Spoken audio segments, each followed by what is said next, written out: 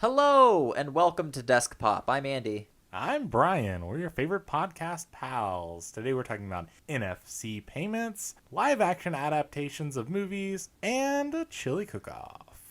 This is Desk Pop.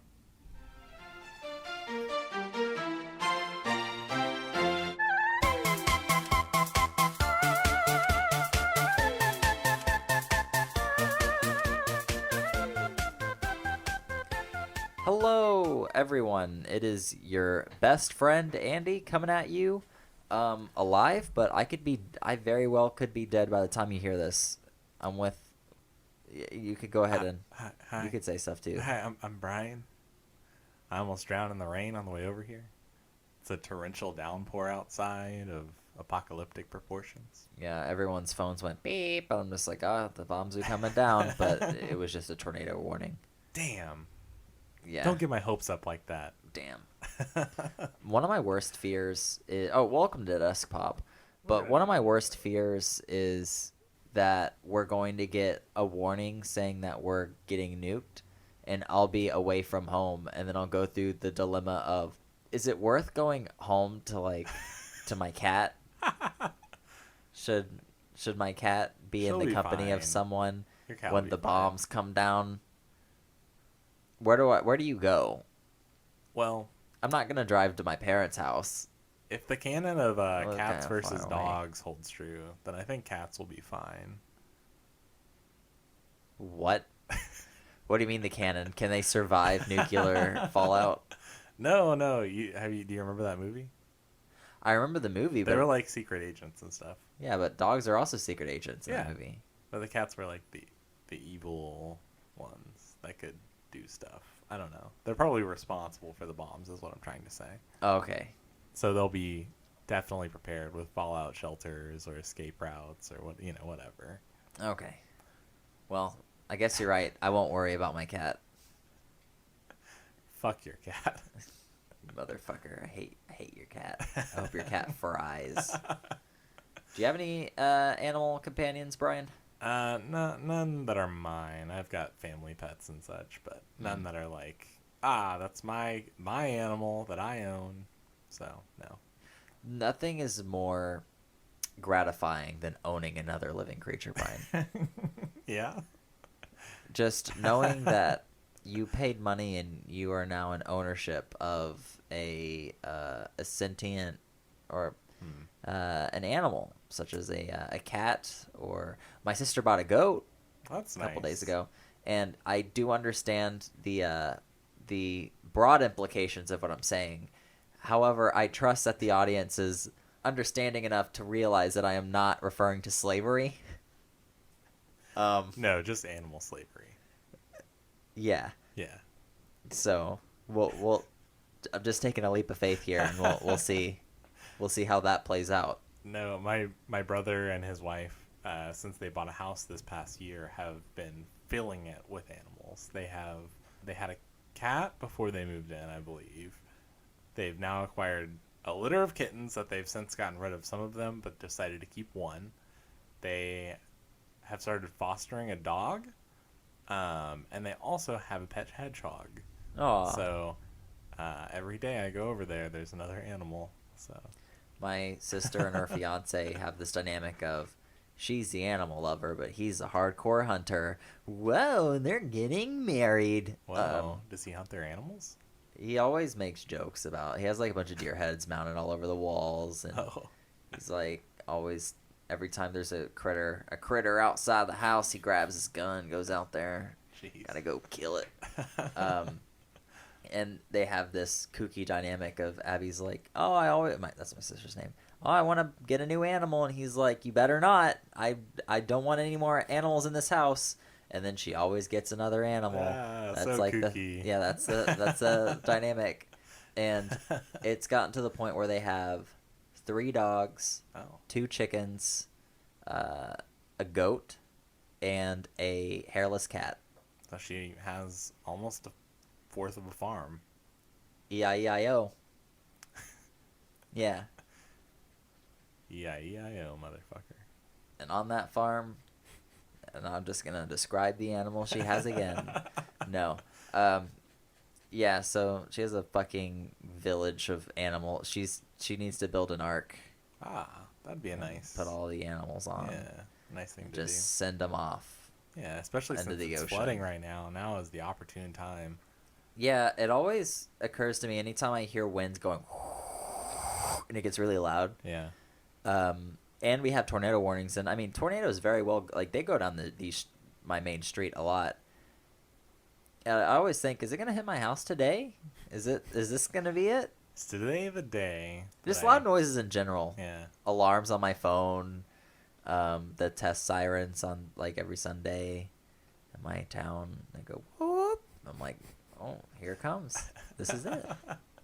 So on Here my we way go. over here, I needed gas, and I haven't received my replacement debit card in the mail yet. So I was faced with the dilemma of, do I park my car at the gas station and then walk over to like where like the cashier is, which is like, not covered in that point. So I'm like, do I do that, or, and this is what I did do I spend 20 minutes sitting in my car downloading Chase Pay and trying to get it to work so that way I could use a cardless payment at the pump? And I will say I did it. It felt great. That contributes to 20 minutes of why I was late. Yeah, I felt really bad when I told you, oh, can we No, move it to it's fine. 12:30? And you were like, oh, it's fine. Or Yeah. well, first you said sure, and then the period at the end was like, Oh, did I do that? ooh. I was like, I think there was a period I at the just end. got out of the shower, so And I was like, oh, sure. Ooh, like sure. Like, I was either dismissive, upset, and I was like, oh, no. thanks, I appreciate it. Like this is probably, I was like, watch, you were going to be here at exactly 11 today. I really was like, And so I I felt had bad. packed everything and I was ready to go, and then it's probably good because I had forgotten. Well, I guess no, I probably would have remembered to get it at that moment, but then like 2 hours later, I was like, or an hour later, whenever, I was like, okay, time to go, and I just grabbed a couple things, but I didn't grab I everything. just pictured you like Dora the Explorer, like time to go. I got my backpack and Time to go. Let me see. I'm trying to see if I did send you a period. There's no period. Oh, okay. Sure. I just read it as okay, sure. As in you were Wow. upset. I'm mad at you. Okay, sure. You inconsiderate asshole. Well, my next text after your sorry for the last minute change text, I said, haha, no worries. I'll Yeah, see you at 12:30. That alleviated the pain. Okay, good. That's why I said sorry about that. Yeah. It was more of, oh, you said okay, sure. Oh, What no. if I was like, No, I'm no coming response? over at 11. Like, I was like, nope. We have a scheduled thing. I'll be there. Yeah, I could. There are certain I'll wait people, in my car until you. There are certain people that I know who would do that. Oh, gross. Yeah, that's Yeah. gross. Yeah, I can. Ugh. You just need to phrase it in a way that's not asking. Just be like, "Hey, I'm not going to be ready by this time. Can you come?" Or, "Hey, I'll be ready at this time. I'm sorry for the inconvenience." And it's like not a question, and it's not like, That's a good power move right there. "Hey, can you come over?" Because what if I was like, "No, I actually have to come over right now." And I'd be like, oh, tough. I'd be really tough. He'd be tough. Tough on crime. I'd be really tough. I'd be like Nancy Drew, Nancy the Drew, best the crime toughest. fighter. The crime fighter. I love You that know, so Nancy much. Drew goes out and fights crime. Hey, could you tell me your favorite favorite story about a white girl who fights crime? Oh, Nancy Drew? Oh, yeah, that's the one. Yeah. You know, Nancy Drew going out there and fighting crime. Not only does she solve them, she fights it. She's gonna clean these streets. Nancy Drew is going to eradicate all crime in your neighborhood. Now you listen here. Nancy Drew has some demons, and she's working through them. The only way she can And absolve kicking them ass. is by, destroying criminals. Now she doesn't have any weapons, just her fists, which are weapons. She solves mysteries and creates some mysteries along the way. There's detectives trying to solve all of these Yeah. murders Yeah. that she committed Nancy solving Drew and the mysteries. string of murders. Yeah. There needs to be a new underdog, someone who, like a Commissioner Gordon, who works Anti-hero. with Nancy Drew. They put up the signal, Nancy Drew meets the commissioner on the rooftop, and then the commissioner looks away, and then Nancy Drew's gone into the shadows. And they know she's a murderer. And they just won't stop because she's so good. She's so good at what she does. How do you stop her? People need to wake the fuck up. Nancy Drew kills people. Stop Nancy Drew. Nancy Drew kills people. But also right? Nancy Drew for president, 2020. Or when is president? She'll kill everyone who runs against her. She will. She'll stop crime and she'll stop her opponents too. You wanna know about the Russian interference in the election? Nancy Drew will figure it out. She already knows. She's just waiting for someone to ask her. She's waiting in the shadows. She's a fucking 5th grader. Yeah, did she ever get older? As soon as she's immortal. She's ageless. Immortal. She never ages. She was bitten by a vampire when she was in 5th grade, and so she never ages. Man, Nancy Drew. I believe it's the formal name of it is Ash Ketchum syndrome. Yes. Yeah. Forever a 10-year-old. Forever young. Nancy Drew is forever young. Oh. She doesn't want to live forever, though. She's just waiting for someone who's, like, strong enough to kill her. She's cursed, yeah. Because, like, only those who are pure of heart could kill Nancy Drew. Yeah, which in our day and society, there's not many. One person will rise up. Yes. To slay Nancy Drew. There's someone who's been training their whole life to kill Nancy Drew. Man. I'm excited to see that in theaters. Same. It's gonna be pretty good. Yeah. I remember watching the original Nancy Drew movie, the live action one. Have you seen it? Emma Roberts as Nancy Drew. I didn't see it all the way through because it totally lost my interest, but I did see parts of it. I don't remember how old I was when that movie came out. We could probably figure it out. It doesn't matter. I was a youngin' when that movie came out, and by golly, did I think that Nancy Drew in that movie was fucking hot. Oh. I remember being a child watching that, and my grandpa had like maybe 4 or 5 DVDs, and that was one of them. And every time I was over there, I was like, I want to watch Nancy Drew. And he's yelling at you from the other room, like, "Stop jerking off!" I want to watch Nancy Drew, Grandpa. Stop jerking off! I'll watch a Nancy Drew. We're watching that movie, so we would watch. What are you, a queer? Why do you want to watch this shit? This Nancy shit. Just really want to watch Nancy Drew work, Grandpa. Like, it's okay. I find her hot too, but yeah, you brought those fucking lemon squares. Yeah, and that was an experience for me. Every time I think of Nancy Drew, I think about that. You think of your grandpa. All the weird. And how hot Nancy Drew is.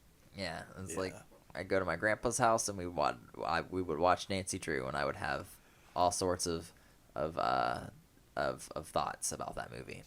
Thoughts, yeah. Welcome to Desk Pop. Talking about your favorite Nancy Drew podcast. What is your favorite Nancy Drew moment? Leave a comment down below, and you can win your very own fountain. Comment or fan theory. We'll accept those as well. Yes. Do you think Nancy Drew would ever get glasses?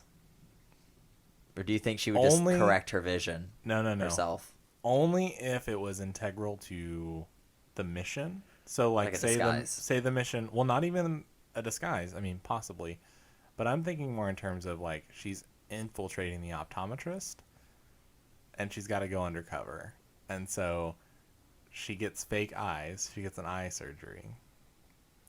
She has an eye surgery person. Yes. No, she does the surgery on her own eyes. She does surgery on her own eyes. She has like her own bat cave. Just so that way she has unperfect vision, and then imperfect vision. And then she goes in for the eye exam, and when they're least expecting it, when they're leaned in, they're like 1 or 2. She goes 2, 3 or 4.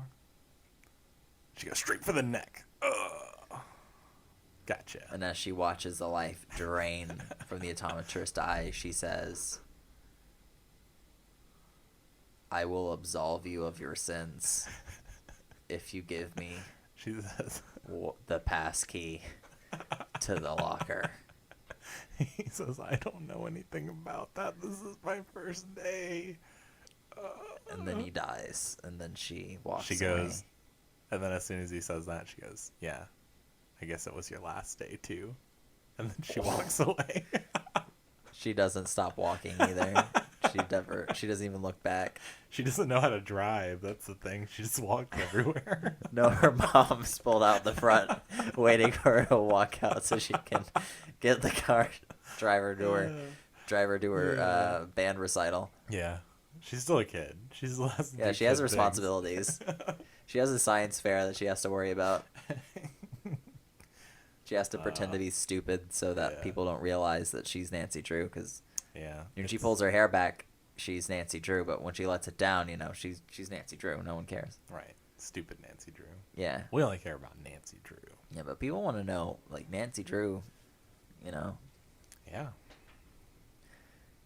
Yeah, the James Bond movies, like, every movie he sleeps with a different woman. Nancy Drew Just sleeps with a different woman every Nancy Drew movie she's like in another country and she's undercover and she meets someone and they fall in love and then they always die, right? Is that the James Bond thing? The love interest, like, I don't think they always die. I might be stupid and wrong, but I think they always, like, I don't know. I feel like maybe in the last couple movies they didn't. I'm not a huge James Bond person. I'm not either. I feel like it's a trope that because he definitely sleeps with a different person in each movie, and I'm pretty sure that maybe 80% of the time, whoever he sleeps with dies. That's just the thing that happens. Well, we all die. Yeah, but they die relatively Except quickly in Nancy relation Drew. to sleeping with James Bond. Sure. Like, if you made a chart of how many days they lasted after they slept with James Bond, they all just take a downward spike. Maybe 2 or 3 days after sleeping with them. It's almost like a disease. It affects their karma. Yeah. It makes them more likely to get shot for some reason. I get that. Or like they die in a very outrageous, like, oh, I'm gonna drop you in a tank with a killer octopus. Yeah. It's a dangerous man. It's a dangerous man to get tangled up with, just like Nancy Drew. I mean, octopi are very dangerous things to get tangled up with. They are. That's an interesting way to die. Not a lot of people get to die that way. Killed by the hands of Nancy Drew? Or killed by the tentacles of an octopus? I'm talking about just an octopus. Oh, okay. I mean, think about that. I mean, if you want to really be an optimist about it as you're going down, is just imagine you're experiencing something that not a lot of people get to experience that. Yeah. I wonder how much you have to pay to get euthanized by an octopus. You're getting torn apart by a really... Do they tear you apart? I don't know. I've never seen someone die from an octopus before. Oh. It's just so strange. How would they? I feel like they would tear someone apart or like squeeze them until their head pops off or something. I don't know. I see squeezing and like asphyxiation. I feel like that's more the thing. If you don't drown first, yeah. Yeah. What do octopi eat? Everything. I was having a conversation with Dana about it's weird how Venus flytraps are carnivorous because they eat bugs. Mm-hmm. I didn't realize that I'm a carnivore, but if they exclusively eat insects, they're still considered a carnivore. Yeah. Like, I always hear carnivore and I think like, oh, I eat other animals. I eat like meat. Sure. I fry up some ribs and eat them, but I don't think bugs. Like Timon and Pumbaa are carnivores. Isn't that weird? I would almost bet that there is a separate... I don't know, because, yeah, when you think of it that way... Like, if someone only eats ants, they're a carnivore? Yeah, that's very interesting, because I wouldn't think that of, like, mammals or, like, other creatures. I think that's more of a buzzword for Venus flytraps, like, to make people think they're much cooler than they are. Like, wow, this thing eats stuff. It's a carnivore. I mean, I feel like it doesn't need that. It's a plant that eats things. Eats everything. It's weird. Yeah. I think it's just more so of, like, I guess, how do you categorize it? It's an insectivore? I don't know. Should it? I think there should be another term. There should be herbivore, carnivore, and then I eat bugs I eat bugs. exclusively. I bet it's insectivore. Are you looking it up? I am. Nice. You're about to Yes, settle it is it. insectivore. Really? Mm-hmm. An insectivore is a carnivorous plant or animal. Well, that's interesting. That An eats insectivore is insects. carnivorous? An alternative term is entomophage, which also refers to the human practice of eating insects. The first insectivorous vertebrates were amphibians. Okay. So your frog, that's carnivorous. Nice. Yeah, I don't have a frog. Oh, you were talking to the audience. I was. They Oh, we're- all have pet frogs. We're talking to you about Hey. your pet frog. Hey, I know you got a fucking pet frog. Froggy! Big Froggy, the cat or Sonic yeah. the Hedgehog. Yeah. Gotta find Froggy. I found him. Man, What were we talking about? frogs, Oh, frogs. insectivores. No, James Bond. We Nancy were talking Drew. about James Bond. So, I heard that you had some inside scoop about the Sonic trailer. Oh, yeah. Would you like to share those juicy details with me? Because I've heard nothing. My lips are sealed. We're talking about something man. else. Fuck. I'm just kidding. So, I forgot which, if it wasn't Comic-Con. There was some film festival or something where they showed a lot of footage from various movies that are releasing, and one of them was the Sonic the Hedgehog movie. And people walking out of it were not happy, Brian. I can't imagine why. So, apparently, you go ahead and start talking about something here, and I'm gonna look up a shot-for-shot description of what they show off, because Sure, I don't sure. want to butcher this. So what I'd like to talk about is the fact that Sonic the Hedgehog is wearing Nike shoes, and why I think that's a poor choice. I think, sure, you Okay. can do product placements. Oh, well, okay, that was quick. Now you shut the fuck up, Brian. All right, 2 trailers were shown. The first trailer showed Sonic zooming around a desert really quickly and then tranquilized by James Marsden's cop. Sonic is here to save this world from Robotnik's transformer-like robots, with the song Gangster's Paradise playing in the Perfect. background. Great. The second trailer shows Jim Carrey playing Dr. Ivo Robotnik with a big black mustache, while the song Everybody Dance Now plays in the background. His acting seems to be very good and will stand out in the movie. Sonic does match his appearance in previous leaks. He will be around 4 foot tall with muscular legs and fur similar to Detective Pikachu. Which I hate that, too. Fuck. I'm upset that I didn't find a better... I don't like this trend of this sort of, fake realistic thing. I don't like that. You know what I'm saying? You can go ahead and... I think Jim Carrey will be a good Eggman. I think that doesn't surprise me. His acting will be good. But Sonic, I just am overall not pleased with the way he looks. I don't like the way they did his eyes. I don't like the way they did his nose. I don't think he needs to look somewhere in between a real hedgehog and Sonic. He just needs to look like Sonic. Okay, I got a better description. We see Sonic's POV as he races down the road and through the woods. We hear him say, "Gotta go fast," as Coolio's Gangsta's Paradise plays. God. Tom finally catches Sonic as the latter is hiding inside a shed. Sonic just says, meow? See, Sonic is trying to insinuate that he's just a cat. Oh, wow. But we know Funny. better. We see So Tom funny. driving with Sonic in the passenger seat of Tom's vehicle as Sonic explains that he's here to save our planet. Yeah. There are shots of futuristic, presumably alien, ships in the sky, and then Sonic confronting other hovering weapons while making a Fitbit wisecrack. Yeah, there's a dumb joke in there apparently where he's like, "Oh, I'd taken 8,000 steps today." God. Tom and his wife have to smuggle Sonic into an office building, hiding him in Tom's gym bag. Wow, the hijinks they get into. But Sonic won't stop talking, complaining that the bag smells like right guard deodorant and an old ham sandwich. The movement inside the bag and Sonic's chatter get the attention of two bystanders. That's good. They think that they've stuffed their child inside the bag. Tom advises them that it's not their child, but there is a child in it. That's pretty good. The footage ends with one quick shot of Jim Carrey as Robotnik.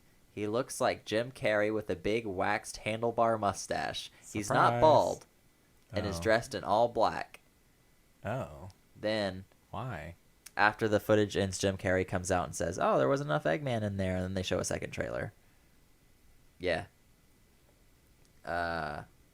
So there's another piece of footage positioning it as a Robotnik movie, right down to the title logo. The footage begins at the Pentagon, where the military are discussing an energy surge that knocked out power at the Pacific Northwest. Despite their reservations, the military brings in Dr. Robotnik to help them with the matter.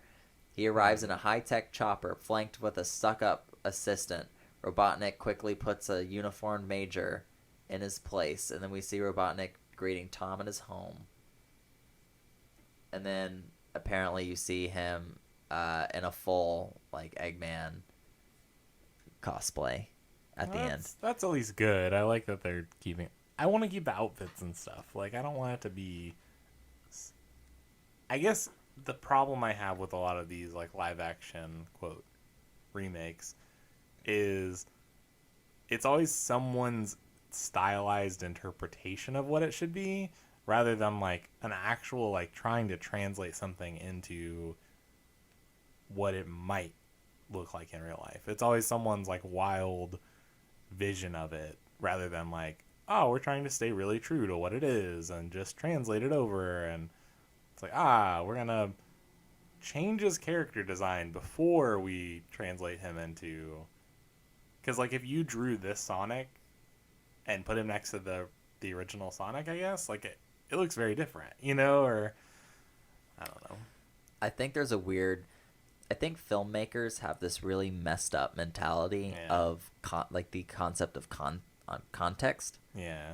Because if you play the first Sonic game, there's this place called Green Hill Zone, and there's a hedgehog named Sonic, and he is rebelling against a crazy scientist who is putting animals in containers for energy. Mm-hmm. And that's it. We don't need to know where Sonic came from or anything like that, or how Eggman became a scientist. That is the scene. It starts there, and then you watch it play out. Whereas the movie, the filmmakers have this weird obsession with well, how did Eggman become Eggman? Right. Let's see Eggman before he was crazy. What's his tragic backstory that we need to capitalize on? Yeah, and how is he misunderstood? How does Sonic have his coming of age? And I think that's the downfall of a lot of video game movies. Yeah. I really like movies that embrace I like Quentin Tarantino's movies because they start off in the middle of the story, and then they treat you like an adult. You piece together the context yourself, and then sometimes it loops back and explains some things, but overall there's no oh, bet you're wondering how I got here. Yeah. And I think most video game movies, there's this obsession with we got to explain everything. Yeah. And Sonic doesn't need to be explained. No. Why can't he just show up? Yeah, there's no I don't even remember in the cartoon TV show there being any reason that he was even there. And there might have been, but that's the thing, is it wasn't important. I don't remember it. Well, they explain it in the first episode. He's fighting Eggman. He uses a special cannon, and they accidentally send them to another universe, and then that's it. That'd be great. It's not That'd be great. That itself wasn't a full movie. It was a 10-second. There he is. Yeah. Look at Sonic Adventure 2. Yeah. It's there's that full-size talking hedgehog that runs really fast, and all the human characters are just this is just you're Sonic. Yeah. Duh. There's no whoa, what's going on? Where'd you come from? Yeah. This feels to me, and I don't know why they don't see this as a bad thing, but this has the hallmarks to me of the Alvin and the Chipmunks live action or something. I feel it's gonna be This that way is too. what it's like. Or the Smurfs. The Smurfs as well. This I and I'll be 100% honest. I never saw both of those movies because I was not interested because it just didn't captivate me, and also I didn't like the way they portrayed the characters. It just wasn't interesting.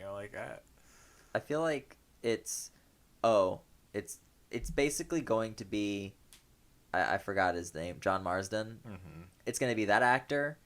Oh, and Sonic's also here. He's playing off of a Right. CGI character. Right. It's not a Sonic movie. It's Sonic's in a movie, Yes. and the perspective of the audience is going to be related more towards a human character. It's like Transformers. We need an everyman. Yeah. So that, oh, you can put yourself in this person's shoes. Wouldn't it be crazy if you were in this situation? How would you react? Oh. Yeah, it's like the Transformers He's so movies. wacky. Sonic. Ah. Yeah. Nothing's more annoying when they create just it's just a regular human interacting with characters that we Yeah. know, but we're seeing some fucking stranger. Yes. I paid for a Sonic movie. Who's this cop guy? Yeah. Oh, my favorite Sonic character. Yes. Cop guy. I also feel like Detective Pikachu, I think, has some redeeming qualities in the fact that it seems to have more of a purpose, but I still don't like that. I don't like that it has to have that human. I can have a show with human actors and things like that, but I don't feel like something such as this needs that. Well, what I like about Detective Pikachu is like a pre-existing game, Yeah. and they seem to be adapting that in their own way. But if you just disregard that game, Pokemon is a universe where Sure. it's more of a concept or a universe as opposed to a set story. Yes. Sonic the Hedgehog, you expect the movie to be about Sonic, but a Pokemon movie, there's so many directions. It could be about a trainer, it could be Right. about a gym leader, it could be so just seeing some random guy teaming up with a Pikachu to go do stuff. That's fine for me. Like I feel like no matter what they do, they're staying loyal to Pokemon. Right. And I like As- that's the thing too, is I feel like it has more redeeming qualities in that aspect, but I also feel like still a Pokemon movie I could watch with that. Like, the short that played before Pokemon the first movie, Pikachu's Vacation or whatever. Yeah. Like I love that. I would love to see that as a movie. And I don't need to see it live action because I don't have any desire to see things live action. I don't know. I guess everyone else does. But I like seeing things. It's such a huge gamble because if you change the style of something, either it's going to look Yeah. really awesome and new, or 9 times out of 10 it's going to be god awful. I've just never had the thought, man, I would love to see this in live action. Not once in my entire life have I ever felt that way. I'm like, I enjoy this and this medium, and I think it's a fine story, and that's great. I don't need to see it again in quote unquote real life. Like, I don't have that thought very often. Sometimes I'll see they're making a live action version of something. I'm like, oh, that looks cool. One movie that I really want a live action version of, Nightmare Before Christmas. Interesting. And I guess calling it live action is kind of false because it would be one of those like CGI, everyone's motion capture. Mm-hmm. But imagine the ways that they could stylize Jack Skellington in a way that, You mean Johnny Depp? yeah, I think that would just look really neat. And like I was talking about this the other day. Just imagine like what the Oogie Boogie Mm-hmm. in live action, just a potato sack thing with maggots crawling inside of them live. That's the stuff of nightmares. Yeah, that would be That's- really scary. I'd love to see that and Yeah. like stylized. I'd want them to do that. Did we have this conversation before? I think you've told me about this before, but never like in this Yeah. setting. This is like one of my default rants that I go into whenever I'm drinking. I talk about fixing the Shrek movies. Hey, I want a live action. And the Nightmare Nightmare Before Before Christmas. Yeah, Christmas. I go into the logistics of that, and then I talk about saving the Shrek franchise. It doesn't need to be saved. It's doing fine. Don't even get me started. But I'd rather get a live action adaptation of Nightmare Before Christmas than them making a sequel. Because if they make a live action remake, worst case scenario, we get a shitty movie that we could easily set aside and disregard. But if we get a shitty sequel, then it's forever in the canon of like, this happened. All right, we can't watch the first one anymore without like it's It's not a it's ruined. It's ruined. I can't disregard a sequel, but I can disregard a remake. They did that with the female Ghostbusters. They were like, "Oh, sorry, make Ghostbusters 3." Um, so I feel like, Yeah. yeah, and if in the best case scenario we get a really cool live action or CGI remake. I guess so. I've never appreciated a live action remake either. I've never wanted one. I've never seen one and been like, man, this is everything I wanted. This is so cool. This is like Sonic sitting next to me in the seat. Like, wow. You know what I mean? It just never. I don't ever see a reason for doing it other than to make money on an IP and do it in a slightly different way. I agree. I don't think there's any live action adaptations of anything that I'm very obsessed with, but I do think that it's the same reason why I like Into the Spider-Verse, where every Spider-Man movie up until that point had been live action, and now we're seeing an animated movie. It's just seeing it in a different view, and that's one of the rare instances where, putting it in this different style makes it look really cool. Going from live action to animated, I have very different feelings because I feel like that movie was very successful and it did a lot of things that you wouldn't be able to do in live action. Yeah. Just in terms of like, I don't know, stunts and stuff. And I feel like that's why I'm like, I would prefer to see something animated because I prefer to see like, silly stuff happen that a normal actor wouldn't be able to do because they can't stretch their face super far. So you know what I mean? Yeah. Like that's what I want to see. I just think that things can be stylized in a unique way if it was live action. I'm not saying all movies should be live action. I'm just saying that I won't hold it against it that it's live action. No, I do. It looks Detective Pikachu.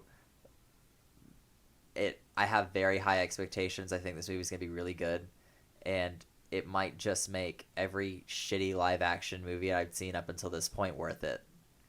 I hope so. Because I've yet to see a live action movie that I was like, yeah, this movie needs to exist. Yeah. Disney live action movies are like, they're okay, but none of them need to exist, except for maybe Tim Burton's Alice in Wonderland. I really like that movie. The sequel is horrible. Yeah. So, yesterday at our job, we had a chili cook-off that you and I were covering photos and videos for. How do you feel that went? It was really hot. It was hot. It was fucking scorching. I was burning alive. And I just loved that moment with the banner, Brian. Go ahead and let's talk about this. It was like I've been calling it an office moment. Yeah. It's like the TV show The Office. So Brian is driving a golf cart with the UHCL mascot in the back. Yes. And it's his job to drive down this little road and through. They're going to bust through a banner revealing our mascot for his 6th birthday party. It was his 6th birthday, yes. At this chili cook-off thing. And it was my job to wait at the banner and film them busting through the banner. So I'm with the team who's holding this banner getting ready, and they have it scrunched up because they don't have it stretched out yet. And they're having a conversation, and there seems to be some sort of drama going on. And one of their supervisors walks over to them and goes, "What's going on? What you guys seem stressed. What's up?"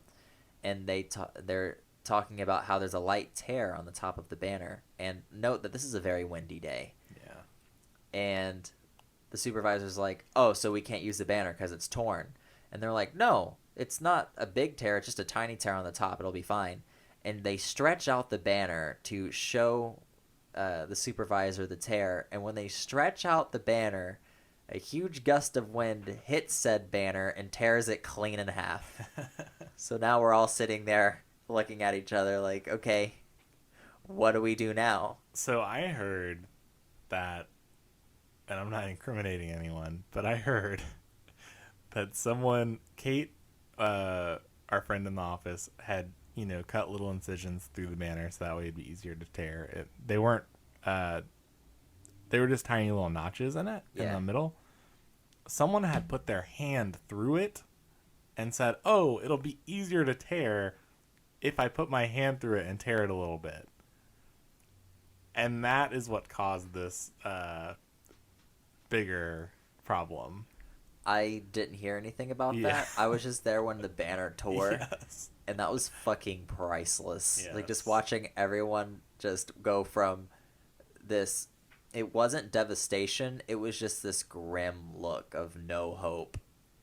God's dead. This look Yeah. of just defeat. And it moments like that fuel me. Well, so before I had gotten into place and gotten into this golf cart and gotten ready to drive out, she had told the people that were holding the banner, "Okay, you've got to hold it really tight, like it has to tear when I drive through it." And then she said, "Just to make sure you're holding it the right way, make sure, like, all the qualifications, like make sure like people can see it, all these things." And so I think it was undeniable that something was going to happen, like some sort of mishap. You know what I Yeah. mean? But this was the most unfortunate that it could have been, probably. It's fucking hilarious. Just the comedic timing of the universe is just. Yeah. Because it was just. Oh, no, it's like just a tiny tear. It's not that big of a deal. Stretches it out. 1, 2, 3. Gust of wind. Whew, tears it in half. Silence falls upon the entire group of people as everyone looks at each other, as in, like, they're waiting for someone to say, "No, that didn't happen. The banner's fine." Yeah. And that was, ugh, it was so good. I just walked away. Everyone was trying to figure that out, and I just walked over to, I was like, all right, well, I'll just go ahead and walk over to where the golf cart will end up and film that and not worry about this banner business. And I was told a minute before we drove out that there was going to be a change of plans on the route. And I told them, "I don't think I'm confident enough to know like where you're trying to just verbally tell me where to go. I think I'm going to have to go like the place like we mapped out earlier and I walked through, and like that's the only thing I feel comfortable doing, because I'm like, I don't know where else I'm going to be going." So I did the normal route. And I then did in it. doing that, I missed filming it. You missed filming it.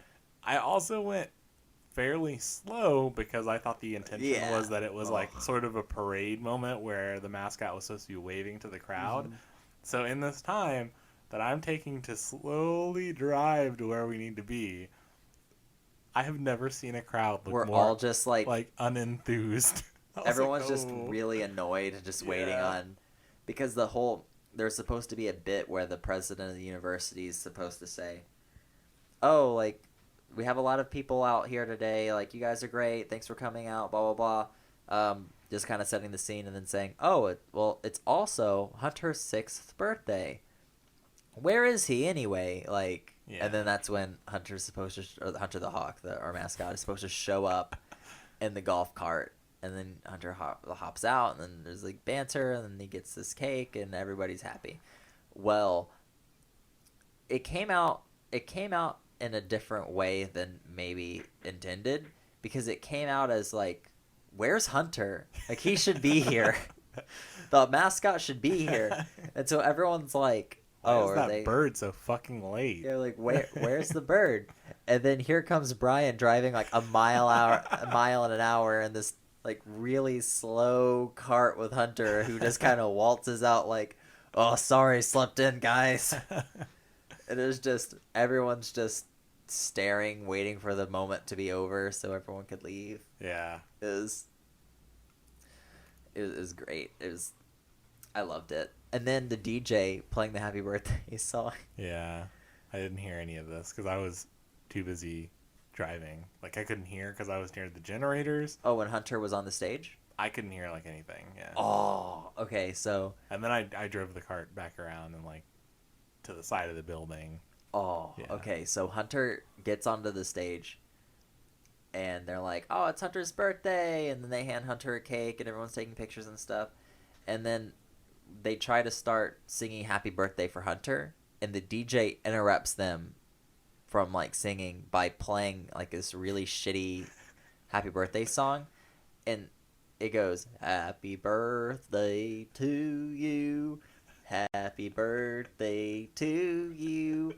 Happy birthday, happy birthday, happy birthday. So everyone's saying like happy birthday to Hunter, and then that's going on. So everyone stops singing because they're like, oh, what is this? And then the song keeps going after it goes, happy birthday to you. Jeez. How old are you now? How old are you now? How old are you now? And then there was another verse after that. And we're all looking at the DJ like, what's going on? And then like the DJ like slowly fades it out like halfway through the third verse in a song that I didn't Jeez. know had 3 verses. Jeez. Yeah, I'm upset you missed that. That was great. I filmed it. I filmed the Well, that's good. I'll be able to watch it later. Yeah, that was great though. Everyone stopped singing after the deviation from the lyrics, so it was just Well, because no one knows that version. yeah, we're just like sitting there staring at each other. Yeah. Ugh. Well, that's fun. That's a fun thing that happened. All the chili was good though. It was good. Not all the chili. I would say 3 of the things I tried I liked. I tried 3 of 3 the of chilies. 9. I tried Game of Thrones chili. Yes. I really liked that one. There was a SpongeBob themed chili, and it was called Chum from the Chum Bucket, and I was disgusted when they called it Chum, but it tasted really good, and I liked it. And then I had Campus Rex chili, which by the 3rd bite I liked, but the first 2 bites it was just so smoky that I was just ugh. But the 3rd bite was like, okay, I'm feeling this now. I like this. This is good. Did you try the vegetarian chili? Those are the only 3 chilies I tried. I did not Oh. try any vegetarian. Oh, okay. So you tried some pretty good ones. There were some pretty bad ones. I'm not a fan of vegetarians could live their lives, Yeah. but I'm not going to try vegetarian meat products. I don't. I don't think it was vegetarian meat. It was just like chili, but like without any meat. Yeah, it so was like beans. why and, like, even make tomatoes chili? And, Is I that mean, it was even good. chili It was good. with no meat? I think so. I feel like it's just soup I don't with know. no meat. It was pretty soupy. I mean, soup has meat, but It tasted like something I would get from like Panera Bread. So I was like, this is fine. I mean, that's nice. I think I burned my tongue on it. My tongue is still burned from that. Sometimes I'll eat like entire bags of like I'll eat sour candy until like my tongue is just Yeah. bleeding and all the skin comes off, and it's just raw. It's that feeling. Yeah. Yeah. Man. Woman, child. So what have you been up to this week besides chili cook-off? Besides any of the other things we talked about, what have you been up to? I haven't really been up to much. I have a lot of free time now since we finished our show. Mm-hmm. I'm back into Legos. I'm obsessed with collecting Legos. I'm That's building good. them. And I recently bought the Bastion Overwatch Lego set. And so I'm now 2 sets away from having a complete Overwatch or Lego Overwatch collection. Mm-hmm. I need the Mercy and Winston Rocket launch Lego set and the Hanzo versus Genji Lego set, and I will have them all. Yeah. So that's what I've been up to. I'm also bleaching my hair. Oh, are you? Yeah, and yeah. Oh, that's cool. Tell me how it goes. Yeah, I will. You're breaching. You're bleaching my hair. I am, yes. Yeah, so my hair will be really, really, really, really, really light blonde. There is a difference between that and white. So There is. yeah, we'll see how that goes. I'm told that it hurts. It does. I'm also told getting a tattoo hurts, and I endure pain every day just by being alive. So It's a different kind of pain. You will notice it, and hopefully you're able to handle going all the way fully light blonde. It's an experience like no other. I'm looking forward to this pain. Okay. Just so I know, like I need to know what it feels like, Brian. Yeah. I need to know. You But- need to know. What have you been up to? Not too much. I've had a lot of events this week and a lot of just. I feel like I thought my work would lighten after our show ended, but I increased tenfold. feel like I can't stay above water. Like I feel like I'm like just like treading water, and it's like So hopefully, sometime soon, I feel the weight alleviate from my workload, but I won't be able to estimate a time frame on that because every time I do, it's wrong.